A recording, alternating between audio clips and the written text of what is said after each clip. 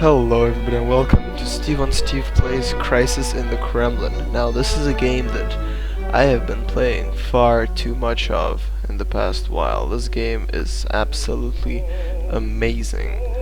It's just so much fun. As a big history nerd, and especially as a lover of Soviet history and, a bit of a fan of the old Marxist theory, I love this game. It's very technical and very historical, and yeah, let's just get right into it. So you get to choose which starting date you get in terms of okay, I best introduce it. For those who don't know, this game is about you playing as a leader after the death of Chernenko in 1988, I think, or something, or 85, and you try to basically save the Soviet Union from collapsing, and maybe even lead it to greatness or further glory, and maybe obviously the ultimate goal is to beat the USA and NATO and spread glorious communism. So yeah, you get to start in one of the starter dates, and once you pick a date, you get to start as a leader, or you can create your own leader. Now I think that this is a bit flawed because you can't make a Stalinist character, which I find is the strongest and the best one to play as in this game. So we'll go with Grigory Romanov because he starts as a neo-Stalinist, and that's gonna work for us because we're gonna be playing as Stalinist, so let's go. Alright, so it puts us in this kind of interface where you get to control stuff from. The game plays in turns, so you play your turn by clicking on this thing, this folder, and you do an event, and that moves time forward half a month. The date is here, 1985. This is basic information, so your relationship with the USA, and the lower it is, if it reaches the DEFCON level, goes down a notch. That can lead to you having to sign a détente pact, which takes like 50 million monies away, and it's awful. Relationship with China, because China is extremely important, and yeah, there's lots of relationships you can have with them in this game. Budget, pretty obvious. Loyalty of KGB and loyalty of generals is extremely important if you want to stay in power. Profit, obviously important. Power of army is obviously important. Political power, I'll get to that later. Population doesn't really matter. These are like the basic things that are currently happening in the world, and yeah. This is an important thing. This gives you information about the Soviet Union and its current state, and the higher it is in terms of readiness, the better it is. So medicine and all of that is great. KGB loyalty power is all great. Availability of education, citizens' income, everything seems to be hunky-dory.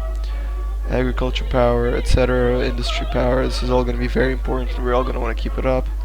And then this is probably the most important page of them all. This shows your army strength and the Americans. So as long as these are all high, America will be very stable and very capable and basically a threat. And you do stuff in this game, and these all gradually decrease depending on the things that you do, and end up hopefully in the fall of the US. So let's move on to the map. You'll spend a lot of time in this. This is a very important part of the game. This is basically where all the countries are.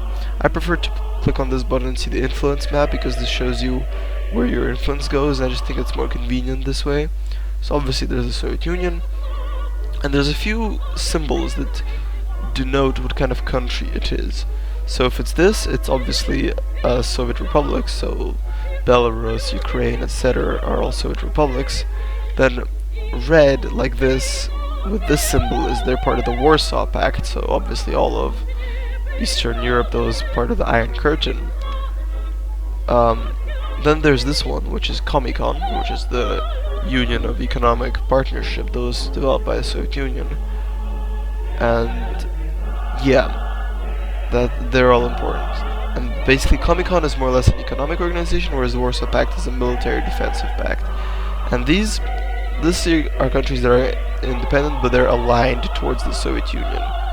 And basically there's the same stuff on the other side. So this means they're part of NATO, so America's military alliance. And this means they're an independent nation, meaning that they're uninvolved with anybody. and this basically means they're aligned to the US the same way that this means they're aligned to us. And this game does a very clear and clever way of influencing countries and decisions. And there's like the Afghan war is still going on, and the war between Iraq and Iran, and there's the Israel war and stuff like that. And there's lots of stuff that you can do in this map, you know. You can invite countries into Comecon, like Syria. You have to give them civil aid and military aid, and then once they're developed, you can invite them to the Comecon. And obviously, the more countries you have in Comecon and the Warsaw Pact, the more powerful and economically, and just in terms of influence you are. So, an important part is to get China on your side, because China is huge in terms of economy. So we want them in the Comecon as soon as possible. So here we can see they're independent, their relations are 40, and to get a pact of friendship, the relations are 70. And a pact of friendship will essentially help us boost our relations even higher. So yes, that's all very good. Now let's get right into it. So at the beginning, there's a few beginning events called history. I think there's like 10 of them, and they basically determine what your personality is and what the Soviet Union's position is. Basically, background stuff. So, history, GDR, June 17th, 53, mass uprising was in GDR because of food shortages and wish of Soviet administration to unite Germany. How do you react? And you basically have to react in different ways, and the ways in which you react affect the outcomes of what happens later in the game. So, if you say use an army to control the protests, for example, it will establish a hard government, or rather it maintains the hard government and it sours the relations with the West. Run over the rebels with tanks, puts a much harsher government in charge, and it really kills relations with the West, so basically DEFCON level with America will drop super fast. Support the transfer of powers to moderates, makes the government a bit softer and less in your control, but it doesn't affect your relations with America, so maybe if you're trying to play the long game, that could be useful. Or you could skip pre-game events. I don't recommend doing this because it's good to know what you're doing. So we'll use army to control protests. Leaders of the protesters were arrested and others were dispersed by the army. Casualties are at the middle. Excellent. So if you'll notice, no time has passed, this is because it's the history event. So let's go through them. History, Hungary. Hungarian Revolution. So the same kind of stuff. Use an army to control protests. Excellent. Let's go. History. I didn't see God. As far as we know, Gagarin didn't see any signs of God. This is Gagarin, the first man to walk in space, which was sent in, I think, 58, I'm not sure. So we can do strengthen atheist propaganda, basically try to fight against religion, nothing really changed, maintain current policy, or weakening of religious policy. Basically in this game, as far as I can tell, there is no use fighting against religion. Sorry. Because if you fight against religion, it makes your people unhappy. Whereas, if you don't fight it, there's only benefits because they make your people happy. And fighting against it, so far I haven't been able to see any kind of benefits to you. So we'll weaken religious policy. Let people be religious, sure. History, Czechoslovakia, the same as the previous two. Use army to restore socialism.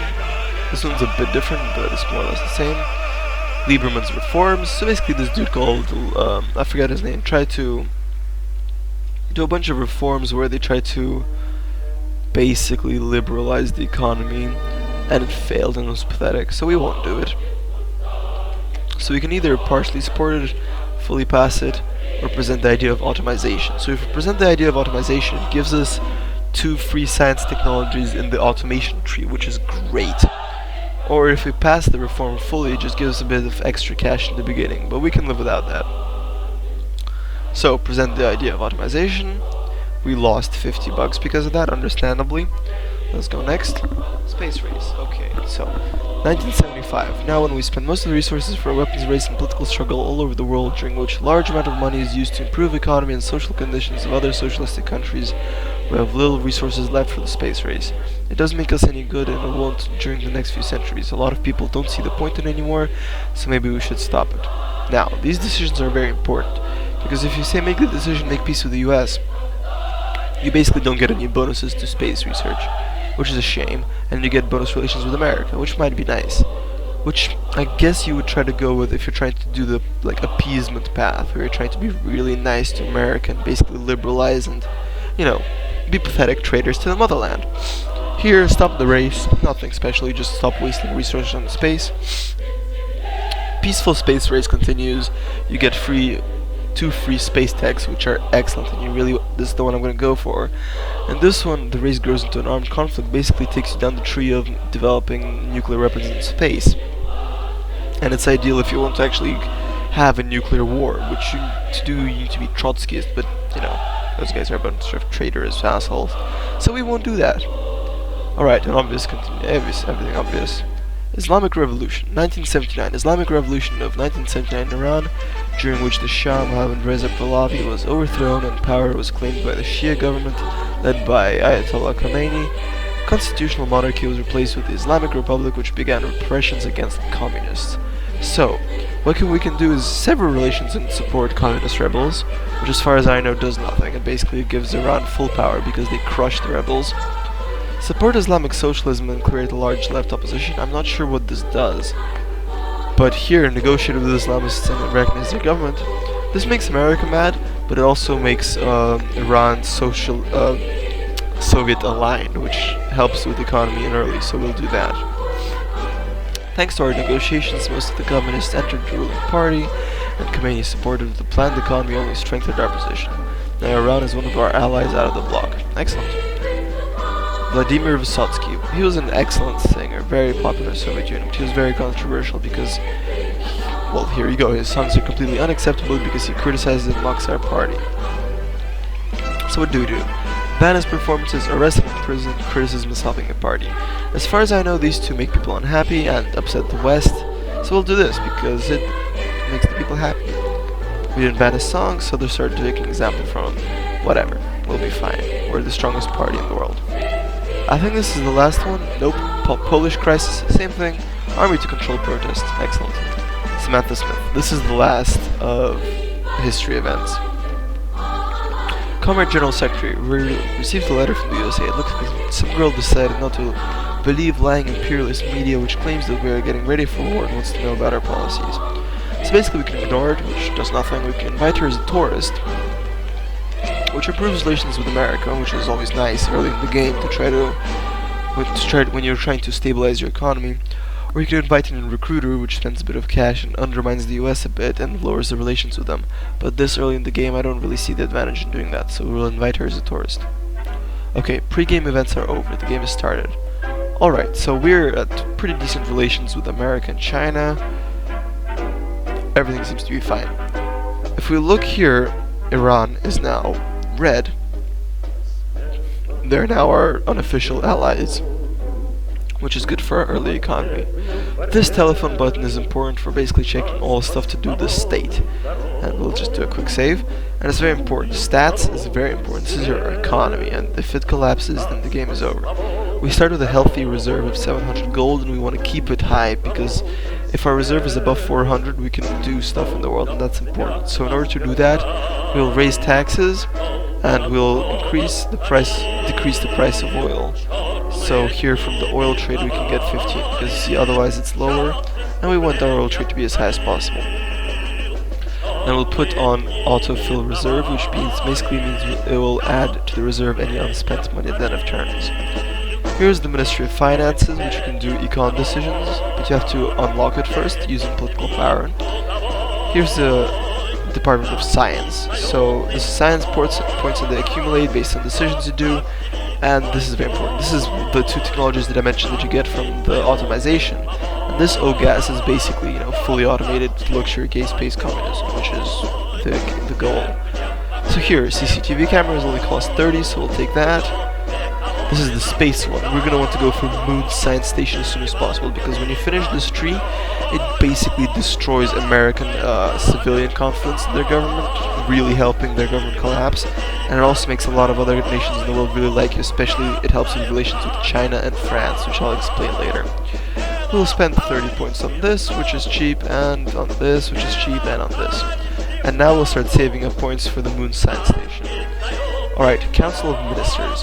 This is basically all of the various departments of ministries, and we need to appoint dudes to do stuff. So we want friendship with China, because we want to really improve relations with them as soon as possible. Ministry of Internal Affairs, harsh policy, Boris Pugo. This helps crack down on corruption, which is obviously great. Ministry of Defense, I won't touch this, it's all fine. Soldiers' living standards is good. State Planning Committee, People's Supply Focus, because we don't want people to be angry. Chairman of the Supreme Council is us. Chairman of the Council of Ministers.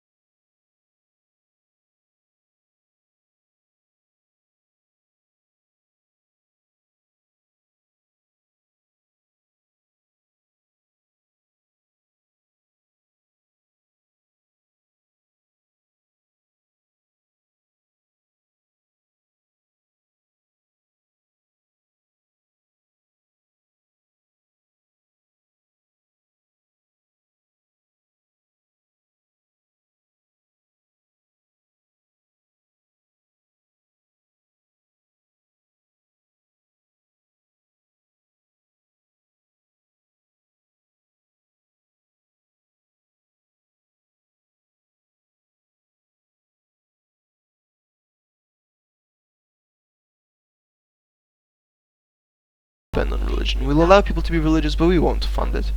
Okay, envelopes. These are basically ways of bribing people. So we'll get rid of most of them except for these, and we'll lower them anyway to 60 and 80, just because that's all you need. This comes later when you're established, when you want to improve relations with, say, France, because that's very important. This agriculture only needs to be 100. Imports, Soviet men don't need import. Okay, now we have a lot in our reserve, which is great. To fight against corruption, we're going to put it up to 100, because that's very important. Alright, now that we have a lot of cash, let's put that back in. Culture enlightenment, we'll put it at 220, because basically this is your intellectuals who start complaining, and if you ignore them, that really lowers loyalty with your people, and we don't want that. Science, very important. Civil technology and computerization, extremely important for any kind of tech progress, and computerization also helps to fight corruption. So obviously we want that, so we'll put that to 150 for now. I'll put that to 110 for now, maybe we'll come back to it in a bit. Alright, support for ecology, extremely important, because if you... Basically, ecology reflects your industry. If your industry becomes higher and higher, your ecology gets more and more strained, and you either spend lots of resources on it, or you make your industry weaker. It's important to keep in check. Here, industry, extremely important. The military-industrial complex is extremely important in order for us to win in Afghanistan and in India. India, you might ask? Yes, India, I'll explain later. So we bump up that, we bump this up to 160, we put infrastructure to 140. Basically, we want to have a strong base from the very beginning. Basically, we want to prevent our economy from collapsing as it did in the real Soviet Union, which was a really sad day. So since we have a bit of extra resources, let's improve our civil technology. And yeah, that's basically all of our money spent. And now we can send weapons to Afghanistan, because this little shield symbol means there's a war going on there. So we'll send them weapons, which improves control. This is controlled by us. So when this reaches 100, the war in Afghanistan is over, and we can invite them to the Comecon, which is obviously great. And the sooner it's over, the better. And it usually doesn't get ended very quickly because of a lot of factors, but it doesn't matter. And here is India, and the future of India was very uncertain because the West wasn't really able to influence it. They kind of were going their own way, which was really good for them. So we can, if we improve our army a bit, we can send them weapons, and we can basically make them go to war with Pakistan. Which, if they win, we can invite them to the Comecon, which really boosts our economy. But the catch is that upsets China because we're messing with their sphere of influence. So we want to give them weapons and have the war for Kashmir as soon as possible before we really move on to China, because China will get upset. You see, there we go, China got upset that we're meddling with that. Let's check our military power. It's good, it's going to increase a bit, and then maybe in a couple of turns we'll be able to start the war in Kashmir.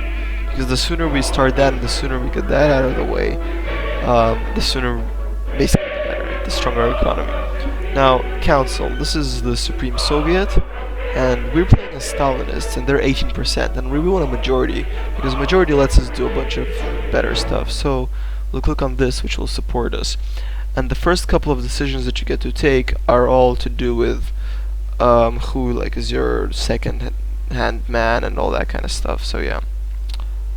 So yeah, we've basically cleared up all of the important stuff for the beginning of this game, and hopefully in the next video we can get on with some real stuff.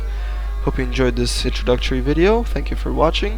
If you have any questions, comments, or suggestions, leave them in the comments below, and I will see you in the next video. Bye bye.